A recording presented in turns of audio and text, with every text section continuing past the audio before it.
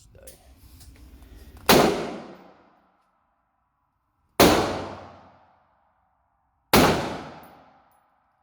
These guys did UAR 15. So I'm gonna try out my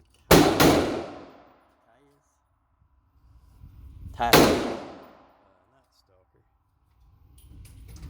And we'd already checked the sights on the SBR. And next we're probably gonna do the Glock. And then the 5.7. So doing the video? Oh, that's good right there. Yeah, at least doing pretty good. But we gotta go on the long range. So let's see what Alright. That was with the lasers 300 black at SBR.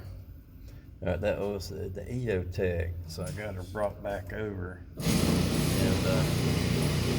that is with my M4. So we're gonna carry on.